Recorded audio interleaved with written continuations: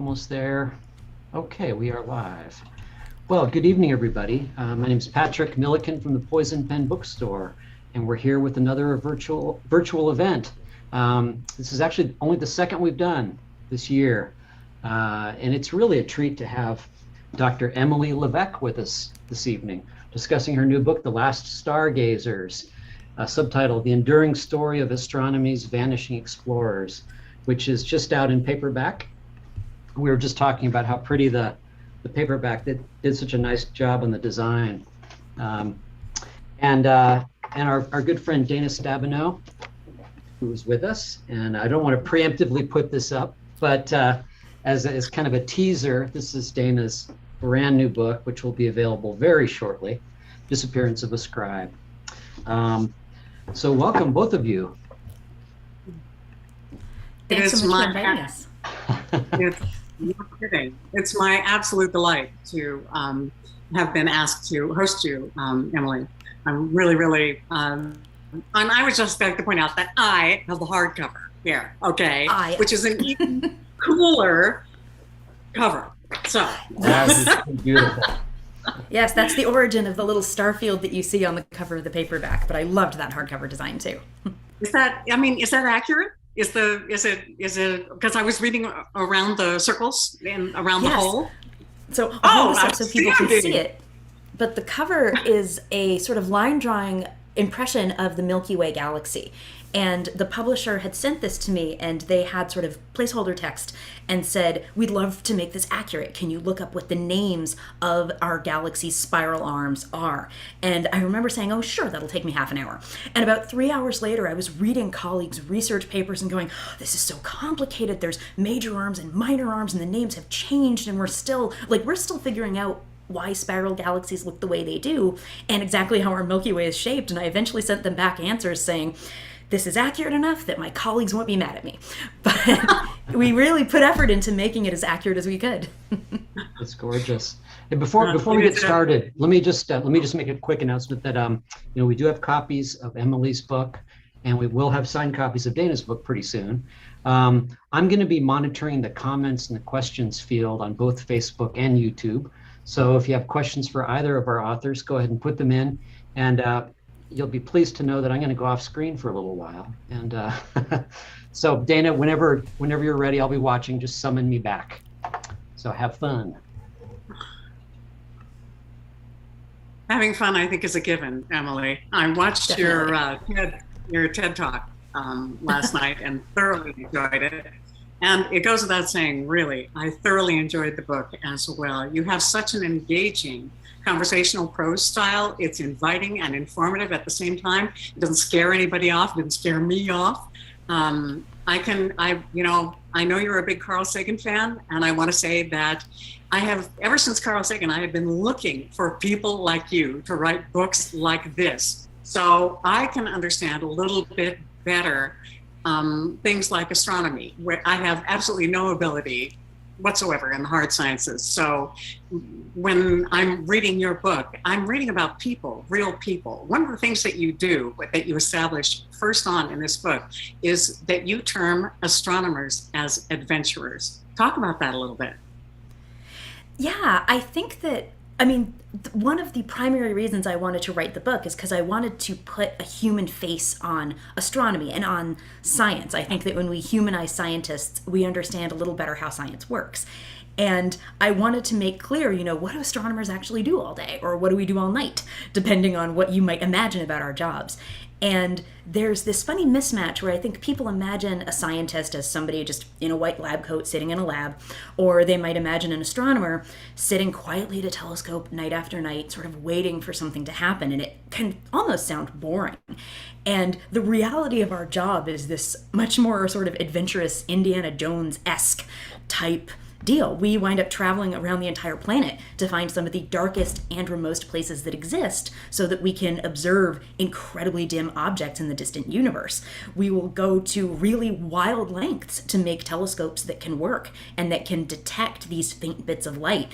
And it makes for a kind of interesting expedition type of career where we may not be traveling to the stars that we're studying, but we still kind of have to push the limits of our own planet to allow so that it can allow us to study what we do.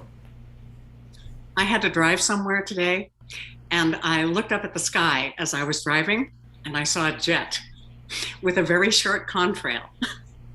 Say what that means. Mm-hmm. So this, I remember my first and longest research mentor, Phil Massey, had told me on our first observing run, if you see a jet in the sky and it has a long contrail, it means there's a lot of high, fluffy clouds. You might not see them, the sky might still look blue, but it's stirring up these clouds, and it means that the stars will be twinkling a lot tonight. They'll be a little blurry. It'll be hard for us to take good data. But if you see a jet with a short contrail, there aren't a lot of thick, high clouds, and it'll be a good night for observing. And I can't look at jet contrails now without thinking that, but it was this wonderful shorthand for, how beautiful is the sky going to be tonight? And I promise you, I'm never going to be able to look at a jet contrail the same way again. I'll get the binoculars. I'll get the binoculars out on my deck. That's about the most I can do. I wanted to talk to you a little bit about your title. You call it The Last Stargazers. And I must say that when I first picked it up, when Barbara gave it to me and said, you want to talk to her? I looked at that and I thought, what does she mean? The Last Stargazers. Ah! I've had people ask me about the title because it sounds depressing, or it sounds like it could be this very sad, mournful book about, the death of science or the death of research. And it's not meant entirely to be sad. It's in part a reference to the way that technology is changing astronomy and the role that we play in how we take observations and how we use telescopes. Astronomers used to be at the telescope whenever we observed. In some cases, we were literally attached to telescopes and writing inside them all night. But this has changed really dramatically. Now I can observe from where I'm sitting right now in my office in Seattle with my laptop. I can control telescopes in New Mexico or in Chile. There are telescopes that are robotic and they remove humans from the process entirely. They take data and then give it to us and we decide what to do with it. So it's a really exciting time scientifically that lets us do new things. But I really wanted to write a book that saved the stories of observing from a time when it was really deeply hands-on. It's also meant to be a little bit of a challenge. Plenty of people still stargaze every day. Some of us do it for our jobs. Some of us just do it because we love it. We are getting record numbers of students in our undergraduate and graduate astronomy programs here at the University of Washington. So there is no lack of enthusiasm for stargazing. But I do think it's important that we keep recognizing and using that passion. If we don't keep funding science, if we don't keep supporting science, and if we don't keep making sure that there's space for both really cool new tech and just human innovation in science, then we might be at risk of keep putting some people in a position where they feel like the last stargazers, where they feel like this field doesn't have room for them. So I wanted the title to challenge people a little bit to get to the end of the book and say, this is something worth supporting. This is a field where we need more people and we need this curiosity, and this is an important part of how we study the cosmos. And I have to say, spoiler alert, I have read the book. So I know that by the end, you're talking a great deal. You visited the Vera Rubin telescope when it was under construction in Chile. And I didn't look it up to see if it was in operation because I wanted you to tell me and tell all of us. Talk a little bit about it. Yeah, so the Vera Rubin Observatory in Chile is this amazing new telescope that's being built. It's named after the woman who discovered dark matter. It's going to be this really wild new type of telescope. So traditionally in astronomy, a scientist like me will say, I want to study this star. And I will apply to a telescope saying, I would like a night to study this star or this list of stars or to answer this scientific question. They award me a night of time. I go to the telescope, assuming it's not cloudy and assuming nothing's broken. I use that night for my science and then I go home with my data. Vera Rubin works really differently because none of us are going to apply for time on it. It has a preset plan of what it's going to study. And what it's going to do is take pictures of the entire southern hemisphere sky over and over again every few nights for a decade. So it's going to wind up producing this 10-year-long movie of the night sky. And in that movie, we'll be able to see every star that gets brighter or dimmer, every little pop of a supernova that's appeared in the night sky, asteroids moving through the sky. So it's going to be this amazing tool for discovery. It's not online yet. They're still finishing building it. It's been a challenging couple years. Even something like working in the middle of nowhere, which sounds like the most socially distant job possible. Even astronomy has been very severely impacted by COVID. But the telescope has been coming along wonderfully, and they should, I believe, have first light within the next year. First light is when a telescope first turns on and starts working. So we're really excited to start getting data from it soon. I'm determined to live long enough to see the 10-year movie. It's going to be so cool. It's going to be amazing. And so I think maybe your title refers to the Last Stargazers operating the way that you did as you came into the field. And that really the Last Stargazers are not the Last Stargazers, it's the Next Stargazers that really you are pointing us all toward in this book. Yes, exactly. So you told me, we emailed back and forth yesterday, and you said that someone came up to you after a talk and said, your science is like a mystery novel. I want to know what cosmological mystery interests you most. What would you most like to solve? What mystery would you most like to solve? And I admit that, yes, in fact, what I'm angling for is the title of your next book. So, first of all, when I got that comment after a presentation, I thought it was the best compliment I could have possibly received, because I think people imagine a professional scientific talk and it sounds like it could be just impenetrable, just equations and figures and math and numbers, and some of them are. But I feel like a good scientific talk is presenting to people, look, we had a mystery we were trying to solve. We didn't understand how to explain what this star was doing. So we started to investigate. We gathered data. We talked to people. We underwent a couple false leads. And then in the end, we wound up with this really surprising answer. And if you can explain your science like a story, whether it's to an audience of kids or an audience of curious astronomy enthusiasts or a group of colleagues, I feel like that's the best way to explain what you're doing. In terms of the mystery that interests me the most, you have touched on what my next project will be about. In my own research, I'm really interested in how stars work, explaining how stars evolve and die.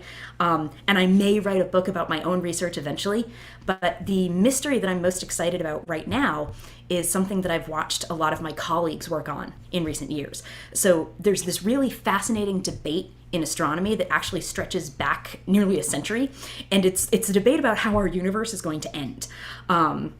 So Edwin Hubble, who everyone's heard of because of the Hubble Space Telescope, he is famous because he discovered that our universe was expanding. And he actually put together a really short equation to describe how it's expanding.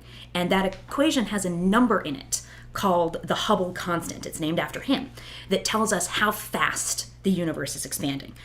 Astronomers have been trying to measure that one number for decades because the value of the number tells us how the universe will end. It tells us if the universe will keep expanding forever and sort of puff off into nothingness, or if it'll just sort of slow down expanding and then stop altogether, or if it'll stop expanding, reverse, and then crunch back together.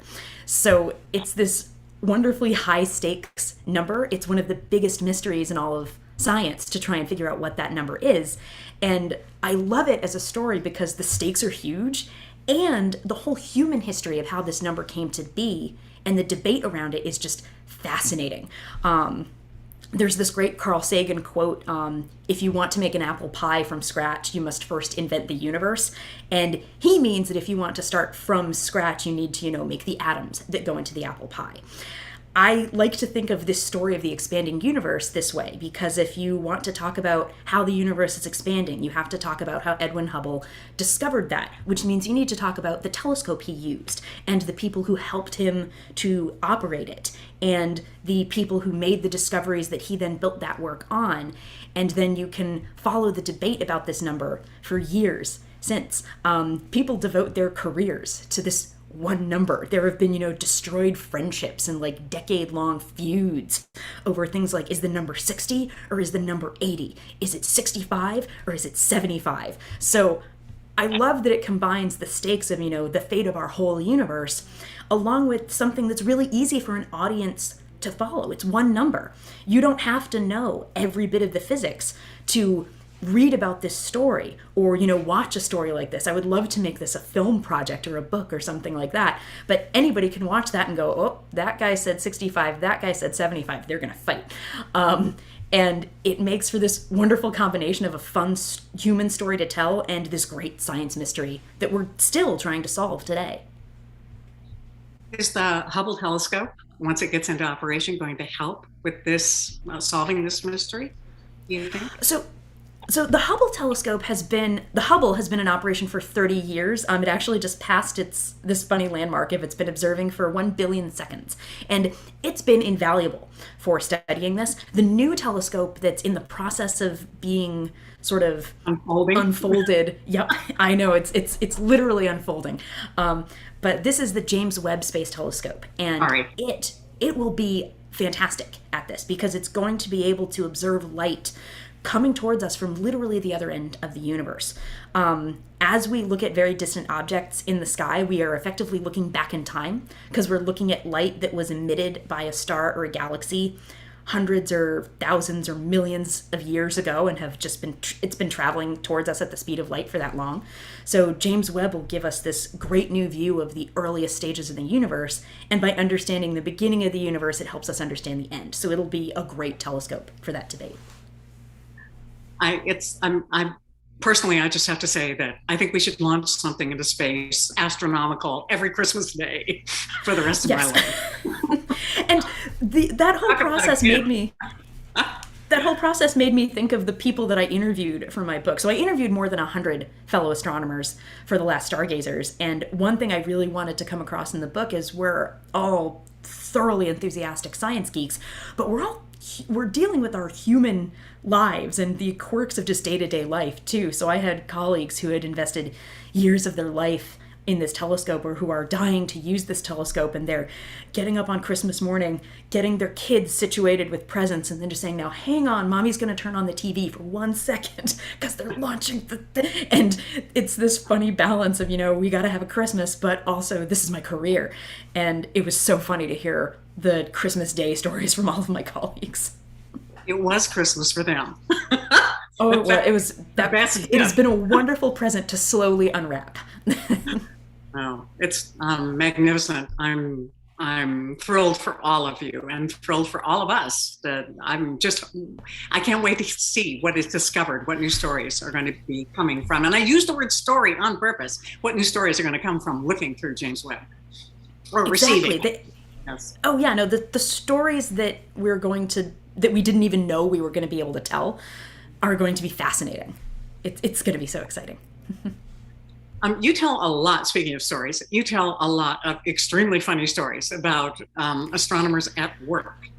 And, we can talk about the tarantulas if you like, and whatever little animals that start with V down in South America that come out and watch the sunset with you. Viscachas, yeah. Yes. But of course, you knew I was going to ask you what the story is about the telescope that got shot. Please share that with us.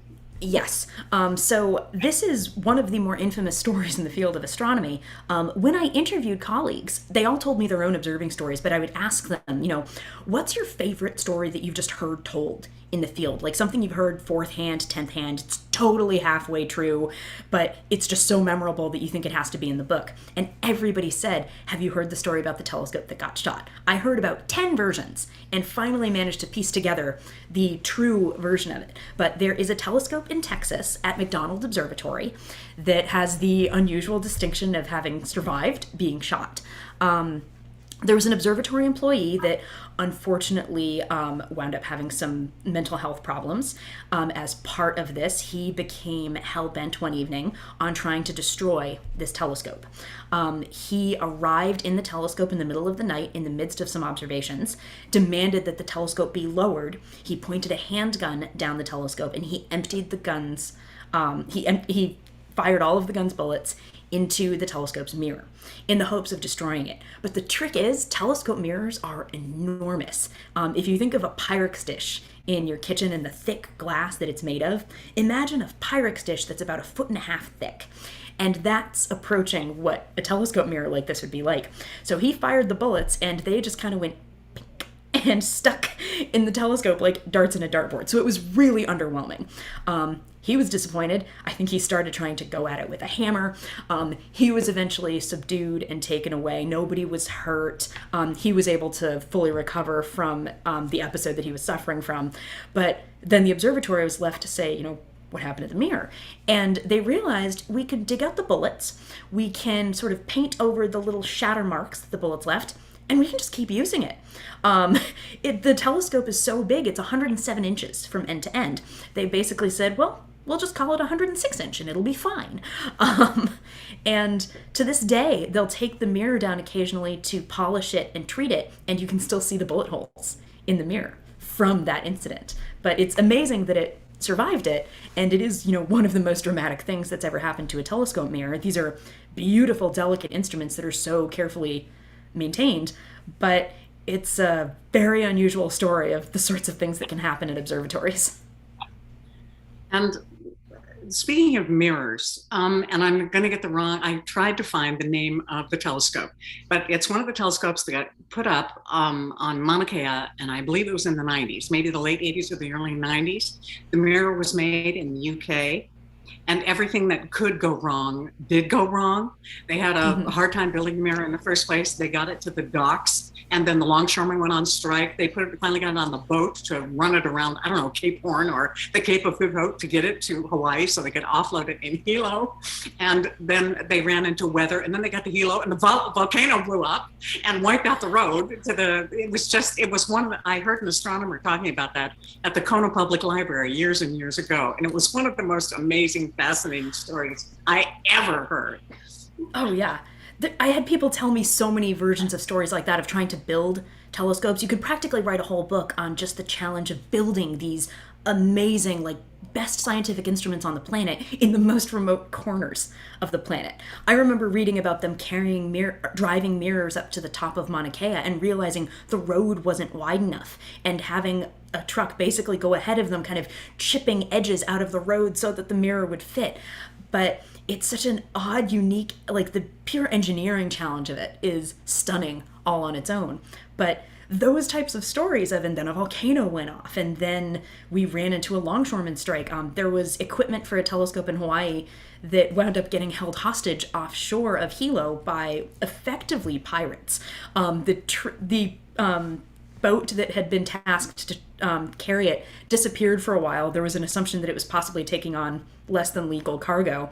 Showed up in the harbor and said, I'm not giving you your telescope parts until you pay me much more than had been agreed upon. And they were eventually served with a writ of piracy to get the telescope parts.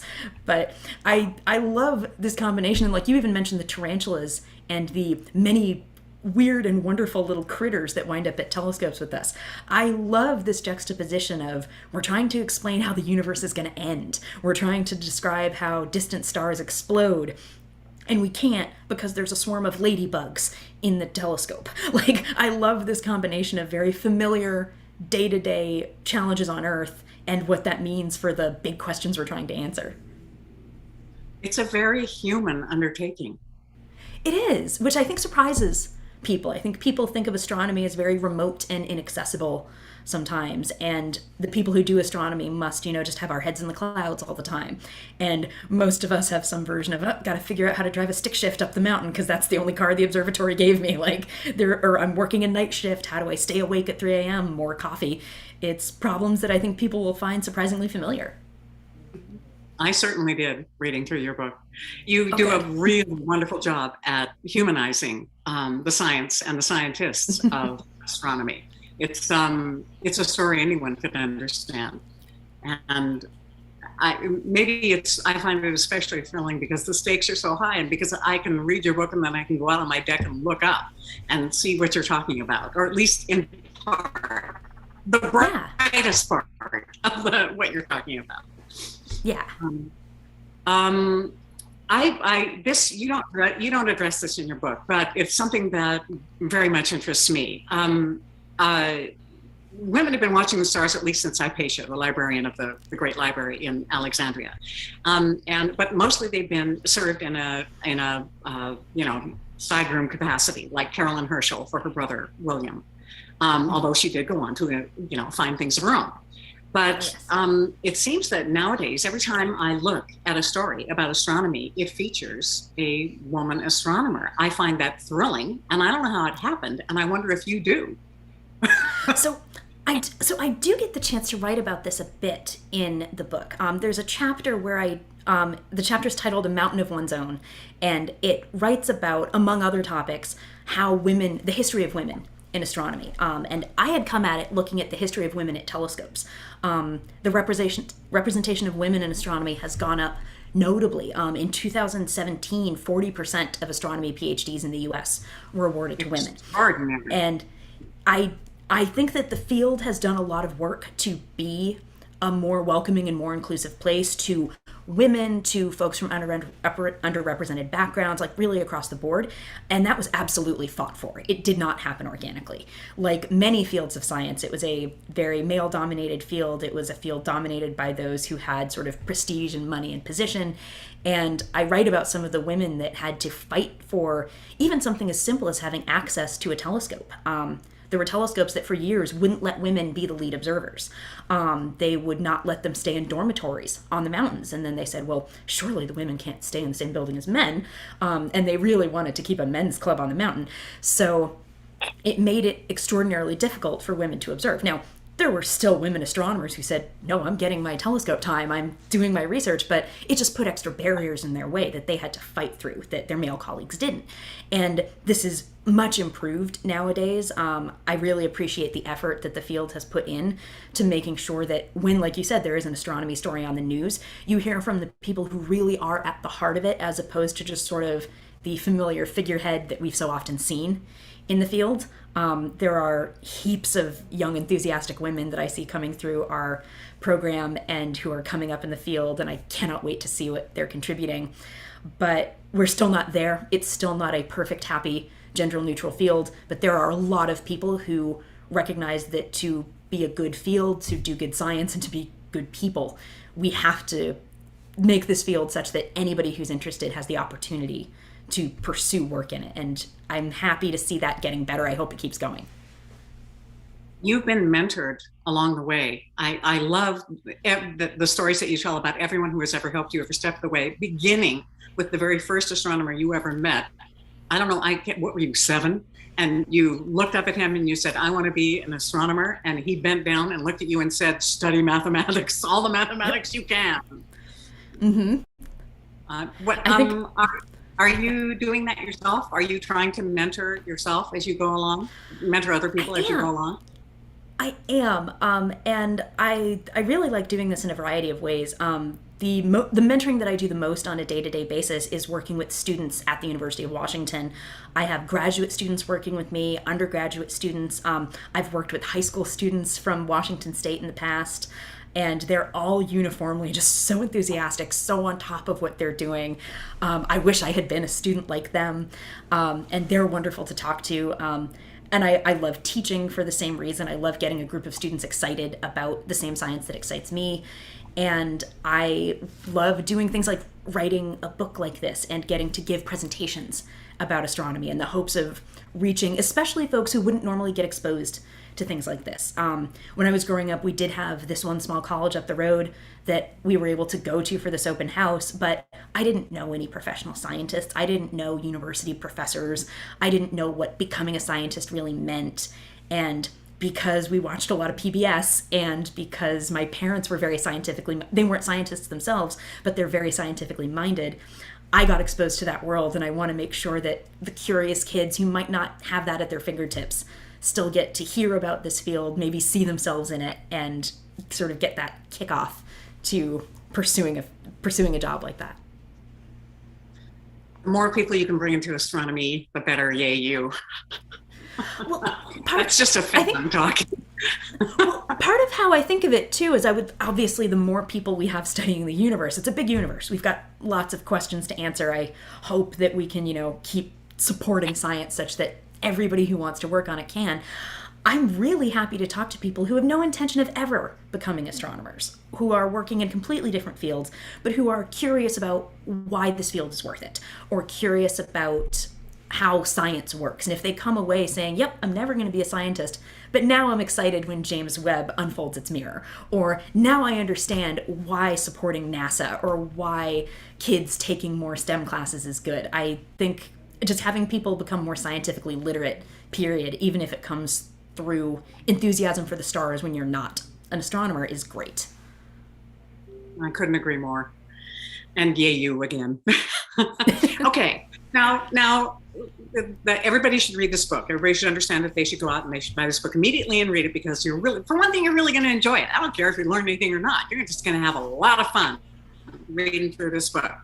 But there, of course, are going to be people who are interested in things that perhaps are not exactly science-based. So I feel it necessary that I should ask you that, how far away are we from warp speed? Oh, so I've had a lot of people I've had people ask me this of, well, when are we going to be traveling faster than light? When are we going to get to do the Star Trek thing where you just wind up in another galaxy? Every astronomer would love to take that trip, let me say, but it's funny, that's very much an engineering challenge, and it gets to the sort of fundamental physics that we study and test in astronomy, but building spacecraft that can travel quickly is a immense engineering challenge and requires a really deep understanding of how we even launch and get into space, how you can then travel through space, how space works. So I think we're quite a ways away. For a comparison, James Webb got launched on Christmas Day. It's taking about a month to travel 1 million miles, and it's making that trip in about, a month. It's a month to go 1 million miles, and 1 million miles sounds immensely far. It's a teeny tiny drop in the distances of our solar system, let alone the universe. So I think we're a ways from that technologically, but it's fun to dream about the possibilities of just getting to hop around the universe at will. Emily, do you watch science fiction? Do you read it? I do. I can't pretend to be any sort of dedicated science fiction fan, but I remember watching Battlestar Galactica and being really excited that there was a bit of real science in it. They were citing some astronomy very carefully. I fell more on the Star Wars end of things than Star Trek, but I've watched both. I've read some great science fiction, and I am happy to suspend my disbelief as a scientist in the name of a good story. The best example I can think of, and I know it wasn't really science fiction, but this movie that just came out, Don't Look Up, which is a satire of climate change, but includes a story of astronomers. All of my astronomy colleagues and I were teasing the movie because in the opening scene, a woman is sitting in a telescope with the lights on. And we would, of course, never have the lights on when we are doing our research. It would be impossible to get any good pictures. At the same time, it's not cinematically very interesting to go, look, it's dark. So you have to be able to combine a good story and good science. But I love books where science becomes part of the story, or where scientists are involved in whatever the tale is. You read Andy Weir? Oh, yes. Mm-hmm. I read Project Hail Mary not that long ago, and I don't want to spoil it for anybody who hasn't yet, but I adored that story. Oh, it was so cool. I could barely type when I finished it, and my review is basically, I hope we're the people he thinks we are. Right? Exactly. Let me ask something science-based, because I'm really kind of interested in this. I understand that Betelgeuse's left shoulder kind of went dim, or that Orion's left shoulder kind of went dim here a couple of years ago. What's that about? Explain more. Yes. Better than I do. Happy to. So this question actually gets at precisely what my area of research specialty is, which is I study the biggest stars in the universe and how they die, how they end their lives. This surprises a lot of people that stars are born and age and die, but I'm interested in sort of the end stages of stars that after they die make something like a black hole. I'm really curious about the physics behind how that works. So Betelgeuse, which is the bright red star in one of Orion's shoulders is exactly that type of star. And in December of 2019, it started to get very dim very quickly, to the point where you would notice it with the naked eye. It's usually the brightest star in that constellation. At its dimmest, it was the third brightest star. And it made the constellation look sort of askew for those of us that looked at it a lot. We almost never have discoveries happening in astronomy that are visible to a naked eye stargazer. So we all got fascinated by what was happening. And there were theories saying, does this mean it's about to blow up? Does this mean it's getting ready to die as a supernova and make a black hole? Or what does it mean? And my colleagues and I actually took the observations that first revealed why Betelgeuse had gotten dim. It dimmed because when stars are dying like this and reaching the ends of their lives, they can sort of puff off some of the outermost layers of themselves. They'll actually shed their outermost layers of mass. That mass will then cool off and turn into dust. Space dust, I know, is sometimes used as almost an analogy for something that seems silly or boring. But space dust caused a major problem here because the star puffed off so much material that turned into dust that it actually blocked our view. It's like if you have dust on your window, everything gets dimmer. And that dust made Betelgeuse temporarily look much dimmer than it actually was. And then as it dissipated, the star brightened and came back. And knowing that really helps us learn, what are these death throes of this star doing? What does this mean about how it's evolving in the end stages of its life? When we say that this star is about to die, this means it could die in 100,000 years, or it means it could die tomorrow. We don't know. But the timescales in astronomy generally aren't this fast. So actually seeing something dim and brighten again in real time was a really exciting problem to tackle, and we learned a lot more about this star and about how stars work in general just from that one event. It was really cool. Oh God, yeah. You talk about a friend of yours in your TED Talk who saw a star-going supernova in I believe it was the Andromeda Galaxy. And the only thing that I could compare that to was to a story I had read one time, might have been Sagan who wrote about it, the Crab Nebula in 1042. So can you talk about what that was like? So know what to expect if Betelgeuse did in fact go nova. Yeah. So the colleague that I was talking about is this fascinating guy named Oscar Duhalde. He's a telescope operator in Chile. He's from Chile and works as a professional operator at one of the observatories, because I talked before about how hard telescopes are to build. They're incredibly difficult to operate. I, as a professional astronomer, am not trained to operate a telescope. I'm trained to interpret the data from that telescope, but somebody like Oscar is a professional at actually operating that amazing engineering challenge of a telescope. As part of that work, he got to know the night sky so well that when he stepped outdoors one evening in 1987, he looked up at a nearby galaxy. It was actually the Large Magellanic Cloud, which is this little tiny satellite galaxy next to our Milky Way that you can see in the southern hemisphere. And he noticed one new star appearing in this ocean of stars. None of us would have possibly noticed this difference. But he noticed this one new star, and that new pinpoint of light was actually the glow of a supernova that had just happened. And that makes him one of about 4 people in the history of the planet that have discovered a supernova with the naked eye. That was noticeable enough that he could see it with the naked eye, but it just looked like, bing, sort of a little new star.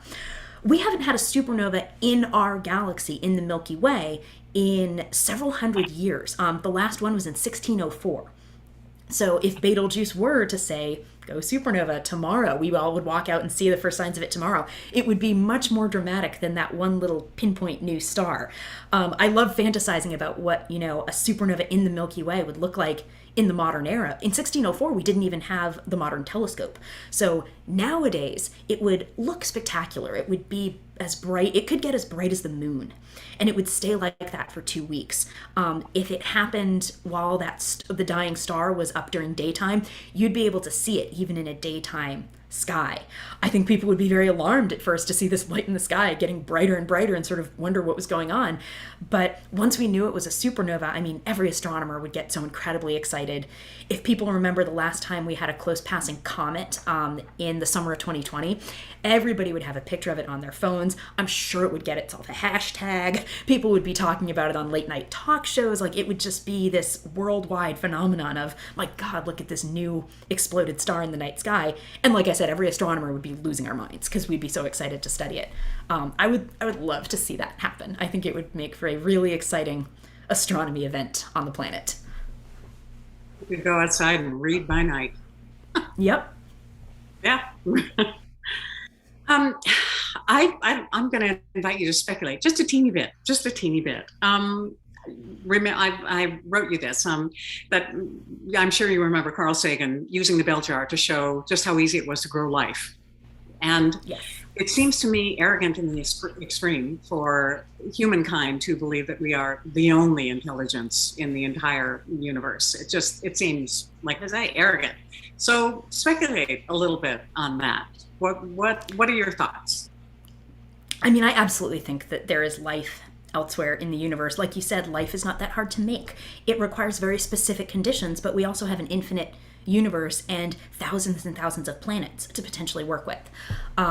I have colleagues at the University of Washington who work in a institute sort of associated with the university titled the astrobiology department. It's astrobiology sounds like science fiction, and it's a very serious and very detailed and complicated area of scientific study, saying, how do we find other planets that could potentially host life? What might that life look like? How can we tell that there's life on another planet? How can we tell if maybe there was life on another planet?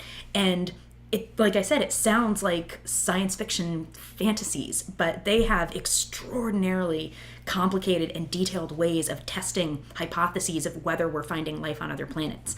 The James Webb Telescope that we talked about, one of its massive contributions to astronomy is going to be that it can actually measure the very detailed chemistry of planets around other stars. And when it does that, it will be able to look for signs, chemical signatures of life. If you compared our Earth's atmosphere to the atmosphere of any other planet, it would look notably different. We'd see, unfortunately, pollution that humans have contributed to the atmosphere. We'd see signs of organic life. And if we could find something similar on a nearby planet, it would be an incredibly good sign that maybe there was life there too. So I think it's absolutely there. I think the challenge of finding it is where we're at now, and maybe one day the challenge will be talking to it. Who knows? A thrilling prospect. Patrick, do you have any questions from the comment section? I do indeed. What a fascinating conversation. Was that the Drake equation that I was thinking of? Yes. So the Drake equation, it's named for Frank Drake, and it's a way of numerically saying, what are the odds that there is, or how many civilizations should there be in the universe? And it starts with, how many planets are there? How many planets can have, we think water is a very important ingredient for life. So how many planets have water? How many planets have been around for long enough that a species could involve technology? There's all sorts of different elements to the equation, but it's a way of mathematically describe it. It's mathematically answering the question we all like to sort of toss out as a piece of imagination. Are we alone? We can answer that now, which is amazing. Oh. Let's see here. I do have a few questions. Let's see. Well, George says, sitting by my pool staring at Betelgeuse right now. Let's see here. Oh, this is a good question. Linda asks, have you tied folklore, legend, and myth to past astronomical events in history? Yes. Oh, this is a fantastic question. I think we sometimes make the mistake of thinking of astronomy as something that's really recent. Well, we invented telescopes, and then we built big telescopes, and now we do astronomy. And there are amazing things like Aboriginal oral histories that include things like noticing that Betelgeuse varies, that this star actually gets brighter and dimmer by very tiny amounts, much smaller than what we all noticed a couple years ago. They have stories that identify stars that we know underwent really dramatic eruptions in the 1800s that made them look really bright. There are constellations that are famous in some southern hemisphere sort of indigenous cultures that we don't know about in the northern hemisphere, because when we all picture a constellation, we imagine sort of playing connect the dots with stars. In the southern hemisphere, where you can see the Milky Way very clearly and you can see the dust in the Milky Way that blocks starlight, people have actually made constellations out of finding shapes in those dust clouds, like we'll find shapes in clouds during the day. So they identify a llama in the clouds, or a baby llama, or a fox hunting the baby llama. Like, you can build a whole scene in these dust clouds. And these maybe weren't, the people doing this weren't saying, oh, those dust clouds are made of these exact chemicals, but they were noticing very early on a basic and important ingredient of our galaxy. So there's wonderful sort of old folklore and myths that tie to astronomical events. Have you ever been to Chaco Canyon, Emily? I haven't been to Chaco Canyon, but I know why you're asking about it. Yes. So Chaco Canyon in New Mexico has art on the wall of one of the cave dwellings that we think is depicting a supernova that happened in the year 1054. They have what we think is a drawing of the daytime moon and someone's hand. I think we have a depiction of like daytime Venus, and then this starburst of a supernova that, like we described, would have appeared and been so bright that it was visible during the day. This supernova was also recorded by Chinese and Arabic astronomers. They called it a guest star because it showed up in the sky for about 2 weeks and then faded away. And today, that is actually the Crab Nebula. If anybody wants to Google Crab Nebula, you'll get this dazzling sort of red and green Hubble picture of it. It's one of the most famous nebula that's ever been photographed. And that's the leftover sort of thing, that's the leftover remnant from the star's supernova death. But that supernova itself happened in 1054, and yeah, we think it's depicted on the wall of that canyon. Have you been there, Dana, by any chance? Chaco Canyon? People noticed. Yeah. Mm-hmm. Yeah, many years ago, yes. Yeah, it's funny. And people noticed. People noticed in 1054. Yeah. Yep. It's one of those wonderful, I think they call it a dark sky park. People noticed. People noticed and made a record. People noticed and they made a record, and that I was here, and so was this. Maybe I don't just find that thrilling, and that we can recognize it today. Mm-hmm. Right. Let's see here. Well, I wanted to ask you just a little bit, Emily.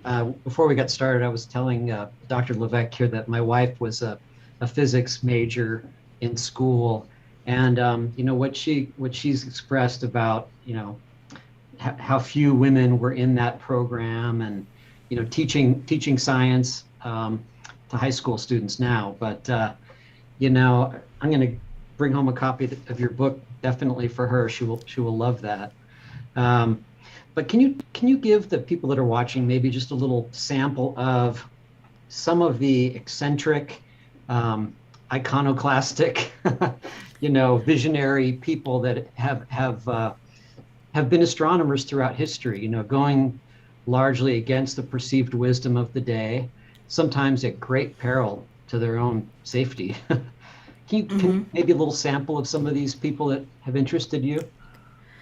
Well, I think when people think of sort of rogue astronomers, they tend to think of someone like Galileo, who really did go against the predominant scientific knowledge of the day to great benefit. The vast majority of scientists don't do that, and it's an interesting thing to keep in mind, because there's this temptation to say, if most of science thinks this and there's one really loud guy saying something else, maybe he's the next Galileo. Often the big heroes that we see in science are the ones that listen to the consensus and then they say, can I take this to the next step? Can I take the knowledge that my colleagues have so carefully amassed and do something new and creative about it? And sort of this is exactly what Edwin Hubble did. For example, he used our study of how to measure the distances to stars, which came from a woman astronomer named Henrietta Leavitt at Harvard back in the very early 1900s. He used a telescope built by a man who was one of the most famous telescope builders in history, named George Ellery Hale. He operated that telescope with a man who was a high school dropout named Milton Humason, who worked to build that telescope, got very curious about how the telescope worked, and became the most accomplished telescope operator on the mountain. If you hear about observations by Edwin Hubble, Milton Humason probably took the observations. So Hubble worked with and built on the knowledge of all these people, and then was able to say, I've measured the distances to other galaxies for the first time. I've discovered that the galaxies are moving away from us. It means the universe is expanding.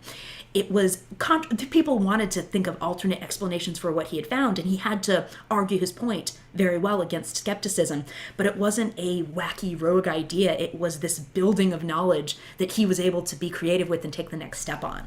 So those are the sorts of stories that I really like hearing about in science, where it's not necessarily one person with a wild idea. It's you dig deeper and go, oh, and this person was involved and this person was responsible, and it winds up being this whole community of creative people that made a big discovery.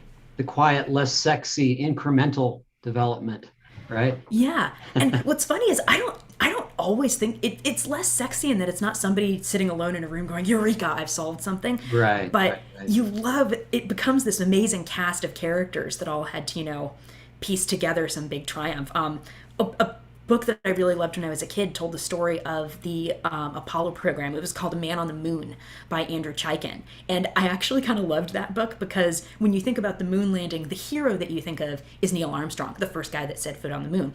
And he was an extraordinarily important part of the program.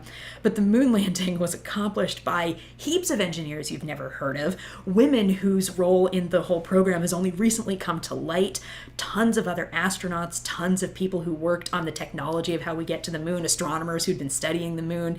And I actually loved reading that and going, oh, cool, it takes so many people to do something like this. Maybe one of those people can be me. So I found it really encouraging. Now, I'd like go ahead, Dana. I'd like to recommend another book. Probably you've already read it, but to anybody who hasn't, very similar to the one you're talking about, Chariots for Apollo, the making of the lunar module. And it's Pellegrino and Stoff. That is one of the funniest, smartest, realist books I have ever read about basically anything science. Mm-hmm. Emily, I was going to ask you, I was reading a little bit about your background and where you went to school. You went to MIT for your master's, is that right? I went to MIT for undergrad, yep. For undergrad, excuse me. Yeah. And then I read that you got your doctorate in University of Hawaii. Yes. What was that like? What was the astronomy department like in Hawaii? It sounds pretty idyllic. Yes. So I grew up in Massachusetts. I went to school in Massachusetts. Until I was in college, I really hadn't traveled a whole lot. And then I moved to Honolulu. And I will say this, the pace is very different. I went from being, I'll be honest, it never really went away, but I went from being a really high-strung New Englander to being in a state where everybody seemed just pathologically relaxed.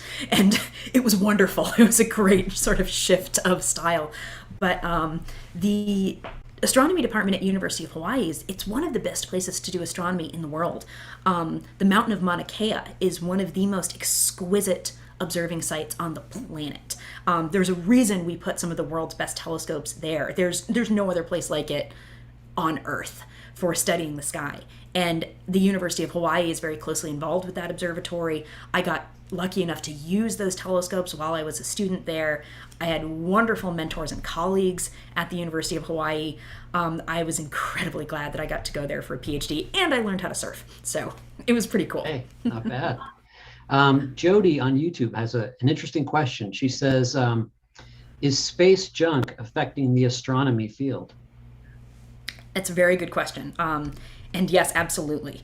Right now, it's kind of funny to define what we mean when we say space junk, because sometimes when we say junk, we think of, a rocket body that got, tossed off of a newly launched satellite that's now just tumbling through Earth orbit. Those are a problem, and as Earth orbit gets more and more crowded with debris, we risk collisions. There are telescopes that have had to make very quick maneuvers to avoid collisions. So far, it hasn't been a problem, but we want to keep it that way. There are also heaps of new satellites being launched right now by companies like Elon Musk is famously launching heaps of satellites named Starlink. It's a SpaceX project. There's other projects like that being launched by Amazon or out of the United Kingdom. And the idea is that they can launch these to support satellite-based internet, which is a nice goal and a nice way to bring accessible internet to all corners of the planet. The difficulty is that as we throw satellites into the night sky, we wind up with lots of satellites traveling through the night sky at all times. I know astronomers who have had nights of observations absolutely ruined because in the middle of a long exposure, a bunch of Starlink satellites went passing through the frame, and it looks like a cat clawed their exposure. You just get these white streaks covering what would be useful data, and you can't computationally fix that or recover that. It's just gone. So the astronomy community right now is figuring out how to handle this. You obviously don't want to stand in the way of technological progress, but you also don't want technological progress coming at the expense of an entire scientific field, progress that is basically polluting the night sky. There have been conversations about how to make these satellites less disruptive, but they're launching pretty unregulated right now. Those launches can just be approved by the FCC. And right now, the way that we launch things into Earth orbit is a bit Wild West. So it's a precious resource just like anything else. And I think we'd all like to see it dealt with a bit more carefully, so we don't just wind up with a chaotic mess of a night sky where we really can't stargaze anymore. This is another way where we really could become the last stargazers. Can you talk just for a moment, and then we'll kind of wrap it up, but about I know you've written a couple and published a couple of scholarly works in the field. And this book, can you talk about how you kind of came to the tone you wanted to adopt? This is for a general audience, obviously. Was it liberating writing for a general audience as opposed to? I really liked it. Yeah. Yeah. So I've written I wrote a academic textbook for graduate students and just a sort of professional academic book on my research specialty, so stars like Betelgeuse. And after writing those, the idea for this book came up. And what happened is I actually spoke to a publisher representative at a big astronomy conference, and he'd contacted me saying, have you ever thought about writing a popular science book? And I've loved writing since I was a kid. I always just wrote for fun. I have a book somewhere that I wrote when I was 5 about a little girl running around with her doll that's way longer than you'd imagine. But it had never, he emailed me and I said, oh no, I've never thought about writing a popular science book. I have no plans. But then, I'll go talk to him and just learn about what the publishing industry's like. And he said, if you were to write a book, what would it be about? And I'd never had this happen to me. But he asked me that, and then the idea for The Last Stargazers just came out of my head. And it had come from, when astronomers hang out at conferences, we start telling stories to each other. We tell the story of the telescope that got shot, or the observing run that got ruined by ladybugs, or the mirror that basically got held hostage off the coast of Hawaii. And we just sort of tell those tales to each other as a way of sort of illustrating the field. And I realized that those stories organized into a book could sort of welcome people into the field who aren't professional astronomers and sort of show them who we are, show them how our field works, help them understand the science, but through the lens of these human stories. And I knew that it would be a popular science book, and took a crack at writing it, and that's how it happened. It sounds like it would make a wonderful cable TV documentary series. If I could see you hosting it too. Has there been interest in that? I don't know. It's been an interesting couple of years to try and sell a book, I'll admit. But I would love to sort of bring this to as wide an audience as possible. Like I said, I think putting a human face on scientists and humanizing scientists is a very important thing for us to do right now. So I would love to explore that further. Let's see, a final question just came in. It says, if we mine the moon for metals or other materials, will that affect its orbit or other aspects of it's important to our Earth? Ooh, interesting question. So this is another question that might sound to some viewers like science fiction, but we have talked about things like mining asteroids, or talked about the very different heavy metals or rare metals that are available on other planetary bodies besides Earth. I think we'd have to put a serious dent in the moon before something would happen to it. There's a nice fundamental physics principle that the way something moves through space-time and the way something moves through something like an orbit depends on its mass. And if we took away a huge amount of the moon's mass, we might see a really measurable difference. But I think the mining operation would have to be shockingly sizable before we got to that point. We know from actually observations taken at telescopes that the moon is slowly moving away from Earth. It's moving away at a rate about I think it's about an inch and a half a year. And I don't think that its orbit or its sort of slow drift away from Earth would change very much, even if we had a pretty big mining operation. We'd have to severely change its mass to really make an impact. What effect is that going to have on the tides? Yeah. Right. Oh, as the moon slowly moves away? Yeah. I mean, it will change the tides, but it would be on such an extraordinarily tiny scale that we wouldn't notice for a very, very long time. When you talk about mining on the moon, though, I do think an interesting tenet we're starting to deal with right now is how to be sort of environmentally responsible on other planets. We don't necessarily want to just look to the moon as a source of mining resources, or we talk a lot about, there's this dream of, colonizing Mars, and Mars is a pristine environment in its own right, and colonizing a planet's incredibly difficult. So when we think about how we use the planets around us and how we use other resources in space, even using something like low Earth orbit for satellites, it's a question that needs to be addressed very, very carefully and with a lot of thought. And there are people who their career focuses on doing exactly this. All resources are finite. Exactly. Yeah. Now, Dana, your first 3 books were science fiction. Was that God, don't say that where Emily can hear you. was that your first love, Dana? Yeah, it was. I wrote a short story actually about finding life on Mars and what to do about it. I explored that myself, and you wouldn't like the conclusion I came to, Emily, so I'm not even going to tell you the title of it. Have you considered going back and doing a full-length science fiction novel again? Oh, I think about writing a lot of stuff. Yeah. But I don't know. I'm right now, I'm deeply into historical fiction. I'm really enjoying that. It's every time you write in a different genre, hint, Emily, every time you write, it exercises your writing muscles, and it will surprise you every time when you try to write something different. So, I mean, I don't know necessarily that I would go back to writing science fiction. I might go on to write something different. That might be more fun. Right. Now, Emily, do you see this? This book isn't. It has aspects of you in it, but it's not. You wouldn't call this a memoir. Have you ever considered doing a memoir? It's funny because I think it gets marketed some as a memoir, and I did want to put my own stories and experiences in it. The whole idea is that it's meant to welcome readers who aren't familiar with the world of astronomy to astronomy, and I very much was them. I grew up with science-loving family, but not a family of scientists. I went to college saying, science sounds cool, I guess I'll do that. What's my job gonna be? And I very much had the same path into astronomy that I hope a lot of my readers will have in terms of learning what the field's about. So there's aspects of me in there, but it's not, an exhaustive memoir. Maybe I would write one some way. I've definitely gotten to have a lot of wonderful adventures as part of this job. I also feel like if you're sitting down to write a memoir, you think some part of your story's over, and I've got a lot of story left to come, hopefully. So maybe someday. That'd be great. He's not old enough. Exactly. Right. I know. I'm hoping a lot more will happen. Her story is not even like halfway there. No. Give her some time. That's true. That's true.